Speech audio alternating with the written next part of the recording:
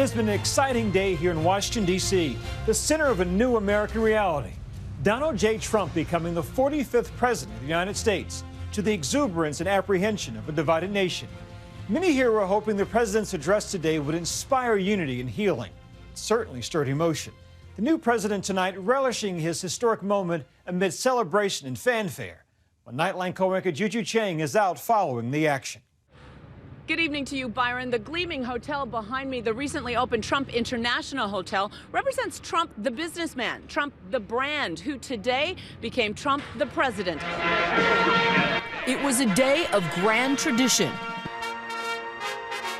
President Trump's inauguration, marking a cornerstone of our democracy, the peaceful transition of power. Tonight, the new First Family celebrating. We did it. At all-out glamorous affairs. But this morning, as crowds of supporters gathered on the Mall in Washington, the mood subdued. The office of President of the United States. And with that oath, the same oath that George Washington took, and only 45 men in the history of our republic have taken, the Donald J. Trump years have begun. In his first speech as president, what we heard was a fiery, vintage Trump with a populist message. From this day forward, it's going to be only America first. America first. Big promises to the people who got him here. The forgotten men and women of our country will be forgotten no longer. Just feet away from former presidents, his former rival, and members of Congress, he slammed the Washington establishment. For too long, a small group in our nation's capital has reaped the rewards of government, while the people have borne the cost. He insulted basically all of the former presidents who were sitting feet from him. They all showed up to give legitimacy to his presidency and to honor the country. And then he gives a speech that basically says, these guys have left America a mess. This was Trump's day, and he did it his way, kicking it all off with a tweet, writing, "It all begins today. I will see you at 11 a.m. for the swearing in. The movement continues. The work begins." The first stop, a prayer service at St. John's Church. Vice President Mike Pence sharing this image from the front pew. Meanwhile, President Obama keeping a long-standing tradition, seen for the final time in the Oval Office, leaving behind a note for his successor. Shortly after meeting the Trumps, President Obama choreographs a photo. Then President-elect Trump and President Obama enter the motorcade together. Hillary Clinton arrives at the Capitol with former President Bill Clinton, taking a short pause before walking out, smiling. Good for Hillary Clinton for coming, for putting on a brave face.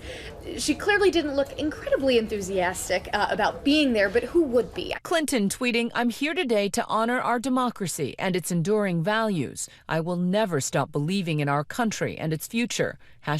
#Inauguration. The Trump children emerging first, Ivanka and Tiffany, opting for all-white ensembles. Then came Melania, dressed in a powder blue Ralph Lauren suit. Then the president-elect emerging to cheers in the crowd.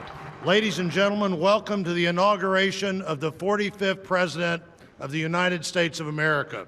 Eric Trump taking in the moment, saying to his wife, "This is unbelievable." Melania seen fixing Barron's tie. The pomp, the circumstance, the majesty, what struck you? All the pageantry of the day serves to erect him in the national imagination as the leader. Justice Clarence Thomas issues the oath of office to the Vice President of the United States, Michael Pence. Pence putting his hand on the Reagan family Bible. I, Michael Richard Pence, do solemnly swear. Like the clouds over the event, a feeling of divisiveness also looming. We live in a challenging and tumultuous time.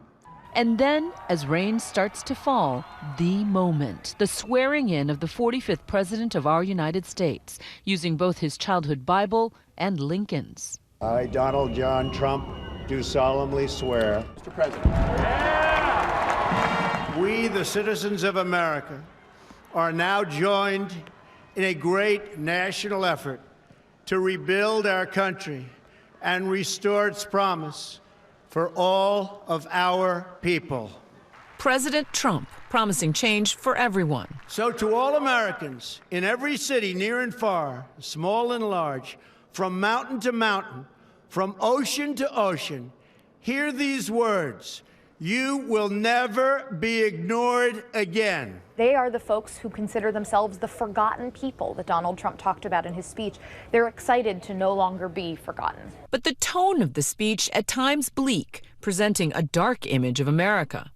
Mothers and children trapped in poverty in our inner cities, rusted out factories scattered like tombstones across the landscape of our nation. This American carnage stops right here and stops right now. It was angry. I mean, it was dark. Painting a portrait of American carnage, as he said. I think a lot of people that are worried, nervous, scared right now, we're looking to that speech to try to, for a symbol of unity, to try to bring the country together. They didn't hear that today. And of course, he continued the ubiquitous themes of his campaign. We will make America proud again. We will make America safe again. And yes, together, we will make America great again. Thank you, God bless you, and God bless America. I don't think the moment today gave Donald Trump an opportunity to unify the country, because he came here to disrupt and change Washington, not to unify it. Trump speaking for a little over 16 minutes to a crowd of hundreds of thousands, paling in comparison to the estimated 1.8 million that turned out for President Obama's 2009 inauguration. We met this family from Indiana. I think Trump truly loves this country, and I think that will get him through. But not all of them are Trump supporters. Thanksgiving dinner must be fun for you guys. Oh, yeah. We don't talk politics. We don't talk politics. No, okay. Right. But you're cordial. Yes. Yes. How can the country learn from your family? You have to have respect for other people's opinions. I mean, it's just an opinion. The theme of respect echoed by this man. I'm an Obama person. You know, as African Americans, I think you were raised to be Democrats. But guess what? Obama had his opportunity. Donald Trump is in. We got to respect that. You got to give a man an opportunity. Moments after his speech, the final goodbyes. Donald Trump seeing off now former President Obama and his wife, departing in Executive One. With a farewell salute, the baton officially passed. I think the moment when you saw Barack Obama and Michelle Obama getting on Marine One to take off from the back of the Capitol, that's the moment that really hit home for me, that this was the ending of one era and the starting of another one. The helicopter doing a flyby over the White House. His longtime photographer, Pete Souza, posting this photo on social media. Joe and Dr. Jill Biden left the Capitol on an Amtrak, a trip he's taken about 8,000 times throughout his career. Hey, guys. After the ceremony, President Trump got down to business, signing a series of executive orders. Alongside him, his grandchildren, laughing and playing. A sweet moment as his son Barron played peekaboo with Ivanka's son. And offering the first pen to Nancy Pelosi. How about we'll do Nancy first? Is that okay? And this, the first photo of President Trump in the White House Red Room. Followed by yet another tradition, lunch in the Capitol with 200 guests, including Hillary Clinton. It's the first time she and Trump have come face to face since the election. Shortly after, a surprising public show of respect for the Clintons, with memories of their bitter presidential battle still so fresh. I was very honored, very, very honored, when I heard that President Bill Clinton and Secretary Hillary Clinton was coming today, and I think it's appropriate to say, I'd like you to stand up. I have a lot of respect for those two people, so thank you all for being here. The Hillary Clinton moment where he gave her a standing ovation in the luncheon, what does that say to you? You needed one moment at least of that acknowledgement. It didn't come in the speech, so I think it was appropriate, and I'm sure it was appreciated by the Clintons. On its way back to the White House, his motorcade stopped twice so the new first family could greet the crowds. Later, walking across the lawn to his celebration parade, ABC's Jonathan Karl got in the first question. Mr. President, how are you feeling? Really great, thank you. Great. When we come back, a night of glamour and protests in the nation's capital. We bring you the dresses, the performances, the inside scoop on the inaugural balls. Oh, you're going to be so happy. Then we're there as more protesters take to the streets. Protesters have been squaring off against riot police like these all day, as thousands more gear up for a march of historic proportions.